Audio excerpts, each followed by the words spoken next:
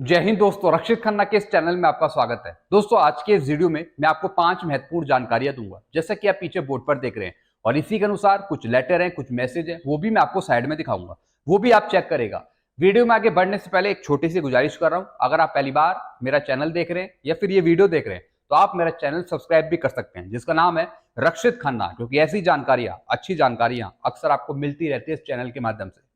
चलते दोस्तों, आगे बढ़ते हैं। सबसे पहली जानकारी, वाह, मई की पेंशन के साथ साथ मई के महीने में आपको मिलेगी पेंशन स्लिप और एरियर स्लिप भी। जी हाँ दोस्तों, जब आपकी मई की पेंशन आएगी तो उसी के आसपास आपको मई की पेंशन स्लिप भी मिल जाएगी। लेकिन कुछ ऐसे पेंशनर हैं जिनको मई के महीने में एरियर भी मिला हुआ है, चाहे वो एंट्री लेवल पे का एरियर हो, चाहे वो 568 का एरियर हो, चाहे वो ओआरओपी 2 का एरियर हो। तो जो उनको एरियर मिला हुआ है तो उसकी भी पेंशन स्लिप जारी होगी, या फिर आप उसे बोल सकते हैं एक एरियर स्लिप भी जारी होगी। तो जिन पेंशनर को एरियर मिला हुआ है वो अपनी पेंशन स्लिप के साथ साथ एरियर स्लिप भी देख लेंगे। तो हो सकता है कि मई के कोई सी भी दिन में वो आपको मिल जाए, तो एक बार आप चेक कर लेंगे। एक तो आपकी जो मई की पेंशन आएगी उसकी भी पेंशन स्लिप जारी होगी, और जो आपको एरियर मिला मई के महीने में उसकी भी पेंशन स्लिप जारी होगी, तो वो भी आप चेक करना मत भूलेगा। चलते हैं अगली जानकारी की तरफ। स्पर्श पीसीडीए भी आपका डेटा वेरीफाई या फिर ऑडिट करता है जो पेंशनर शिकायत डालते हैं स्पर्श पे। दोस्तों, आपको पता है जो भी आप डेटा करेक्शन करवाते हैं या फिर कोई रिवाइज पेंशन लेते हैं तो दोस्तों उसका भी वेरिफिकेशन होता है। जो आप डेटा करेक्शन करवाते हैं उसका वेरिफिकेशन करता है रिकॉर्ड, लेकिन जो आप रिवाइज पेंशन लेते हैं या फिर आपने कोई पेंशन करेक्शन के लिए कोई ग्रीवांस डाल रखा है तो वो आपका ऑडिट करता है स्पर्श पीसीडीए। वो भी ऑडिट करता है, और सब कुछ जब ऑडिट सक्सेसफुल हो जाता है फिर वो आपको एरियर देता है। तो दोस्तों, डेटा क्लेम के लिए ऑडिट होता है यहाँ पे स्पर्श पीसीडीए द्वारा। स्पर्श पीसीडीए ऑडिट करता है डेटा क्लेम के लिए जो आपने ग्रीवांस डाल रखा होता है, जैसे एंटी लेवल पे का एरियर हो गया या फिर सर्कुलर 568 का एरियर हो गया। यानी जितने भी एनपीसी जाते हैं स्पर्श पीसीडीए के बाद वो भी ऑडिट होते हैं, देखे जाते हैं सही तरीके से, तब आपके खाते में एरियर डाला जाता है स्पर्श पीसीडीए द्वारा। जो पेंशनर शिकायत डालते हैं स्पर्श में उनका सारा डेटा, एनपीसी, सब कुछ वेरीफाई होता है, उसका भी ऑडिट होता है स्पर्श पीसीडीए द्वारा। ऑडिट करने के बाद एरियर का भुगतान होता है। कई बार ऑडिट करने में बहुत सारा समय लग जाता है। आपने देखा होगा कि आपकी एनपीसी स्पर्श पीसीडीए के पास जाती है, लेकिन कितने महीने हो गए आपको भुगतान नहीं हो रहा। दोस्तों, ऑडिट करने में भी यहाँ पे स्पर्श पीसीडीए काफी टाइम लगाता है। 3 महीने हो गए, 4 महीने हो गए, 6 महीने हो गए, लेकिन अभी तक भुगतान नहीं हो रहा। कुछ ना कुछ दोस्तों चलता रहता है पीसीडीए स्पर्श में।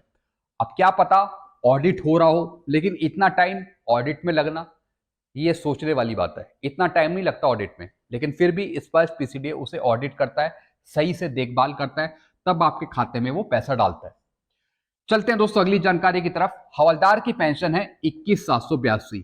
ऑनरी नायब सूबेदार की पेंशन है 23,750। अगर हवलदार को या फिर ऑनरी नायब सूबेदार को 24,825 लेना है, यानी नायब सूबेदार की पेंशन लेनी है, तो दोस्तों उनको रिकॉर्ड को लेटर लिखना पड़ेगा। अब इनका भी केस एमएससीपी जैसा ही है। अगर इनकी क्वालिफाइंग सर्विस 24 साल से ऊपर है और 2006 के बाद आए हैं, तब दोस्तों हवलदारों को, ऑनरी नायब सूबेदारों को 24,825 मिल सकती है। अभी ऐसे बहुत से ऑनरी नायब सूबेदार हैं जो 2006 के बाद आए हैं, लेकिन वो अभी पेंशन ले रहे हैं सिर्फ 23,750, और बल्कि मिलनी चाहिए उन्हें 24,825। ऐसे दोस्तों कई हवलदार हैं जो सिर्फ 21,782 ले रहे हैं, उन्हें मिलनी चाहिए थी हवलदार एसीपी 1 24,825 मिलनी चाहिए थी, और ले रहे हैं 21,782। तो ऐसे जितने भी हवलदार हो गए, ऑनरी नायब सूबेदार हो गए, जिनको कम पेंशन मिल रही है, वो अपने रिकॉर्ड को लेटर लिखें। अपने रिकॉर्ड को लिखें कि मुझे एसीपी एमएससीपी मिलनी है, जिसके बेस पर उनकी पेंशन होगी 24,825। कंडीशन मैंने आपको बता दी, 24 साल क्वालिफाइंग सर्विस होनी चाहिए और 2006 के बाद आने चाहिए। हाँ, अगर प्रमोशन उनको पहले ही मिल गए तो फिर जो ये पीरियड है 24 साल का, ये फिर कम हो जाएगा। फिर उसके बेस पर उनको एमएससीपी मिल पाएगी और फिर 24,825 पेंशन मिल पाएगी। चलते हैं अगली जानकारी की तरफ। पार्ट 2 ऑर्डर पेंशनर के पास नहीं है। डेटा करेक्शन के लिए स्पर्श को कंसर्न रिकॉर्ड ऑफिस से लेना चाहिए। जी हाँ दोस्तों, बहुत से पेंशनर डेटा करेक्शन के लिए रिक्वेस्ट डालते हैं, तो दोस्तों कई बार वो अपलोड करते हैं पार्ट 2 ऑर्डर, लेकिन पेंशनर के पास पार्ट 2 ऑर्डर होता ही नहीं है एक्चुअल में। तो इसलिए जो कंसर्न रिकॉर्ड ऑफिस है, रिकॉर्ड ऑफिस से डायरेक्ट पार्ट टू ऑर्डर जाने चाहिए स्पर्श पीसीडीए के पास, बल्कि स्पर्श पीसीडीए को खुद पार्ट टू ऑर्डर मंगवाने चाहिए कंसर्न रिकॉर्ड ऑफिस से, ताकि वो पेंशनर का डेटा सही से वेरीफाई कर पाए और चीज़ों का करेक्शन कर पाए। तो दोस्तों यहाँ पे पेंशनर को परेशान करा जाता है, बल्कि ये काम रिकॉर्ड ऑफिस से लेके स्पर्श पीसीडीए का है। डायरेक्ट स्पर्श पीसीडीए कंसर्न रिकॉर्ड ऑफिस से कांटेक्ट करे, वहीं से सारा डाटा मंगाए, सब कुछ देके और पेंशनर का डेटा करेक्ट कर दे। इसमें इंडिविजुअल पेंशनर को क्यों परेशान करा जाता है? कई बार पेंशनर के पास पार्ट टू ऑर्डर होता ही नहीं है, वो एक्चुअल में रिकॉर्ड ऑफिस से कंसल्ट करता है, लेकिन दोस्तों रिकॉर्ड ऑफिस भी कई बार घुमा फिरा के जवाब देता है। तो इसलिए पीसीडीए स्पर्श से हम आग्रह करते हैं कि डायरेक्ट वो कंसर्न रिकॉर्ड ऑफिस से कांटेक्ट करे और जो भी डेटा करेक्शन है, पार्ट टू ऑर्डर है, वो वहीं से उनसे कंसल्ट करके पेंशनर का डाटा करेक्ट कर दे। चलते हैं दोस्तों अगली जानकारी की तरफ। बैंक सिर्फ पेंशन डिसबर्सिंग एजेंसी है। कई बार दोस्तों पेंशनर इतने परेशान हो जाते हैं, वो कहते हैं कि पहले हम बैंक से, सीपीपीसी से पेंशन लेते थे, वो बिल्कुल ठीक था, लेकिन क्या हम बैंक से पेंशन लेना बंद कर सकते थे और हम डायरेक्ट सीपीपीसी से पेंशन लेना स्टार्ट कर सकते थे? काफी पेंशनर कंफ्यूज रहते हैं बैंक में, सीपीपीसी में। दोस्तों कुछ मैं आपको क्लैरिफाई करूंगा, आप सही से समझिए। बैंक सिर्फ पेंशन डिसबर्सिंग एजेंसी है। अब दोस्तों बैंक सिर्फ आपको पेंशन देता था पहले, लेकिन डायरेक्ट बैंक ही नहीं, उससे ऊपर भी कई लेवल हैं, जैसे कि सीपीपीसी है, जैसे कि आरबीआई भी है, बहुत से ऊंचे लेवल के डिपार्टमेंट हैं। पहले बैंक, फिर उससे ऊपर आता है एक रीजनल ऑफिस, फिर और उससे ऊपर आता है डायरेक्टर रीजनल ऑफिस, फिर और उससे ऊपर आता है सीपीपीसी, जो ये सारे काम देखता है। तो दोस्तों बैंक को भी यहाँ पे ऑथराइज करा जाता है सीपीपीसी द्वारा, उनको ऑथराइज करा जाता है सीपीपीसी द्वारा कि आप पेंशन डिसबर्समेंट करें।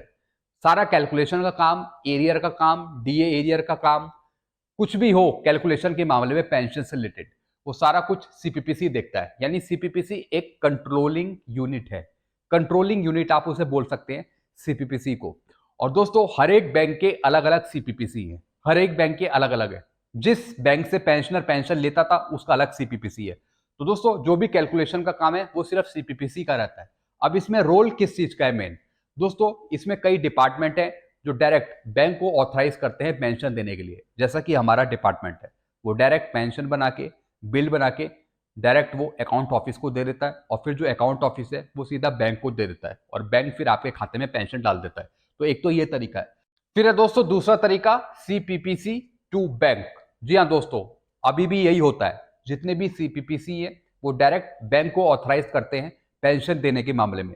कैलकुलेशन का जो भी मसला है, जो भी चीज है, वो सीपीपीसी करता है, और उसके बाद जो खाते में आपके पैसे डालता है वो डालता है बैंक।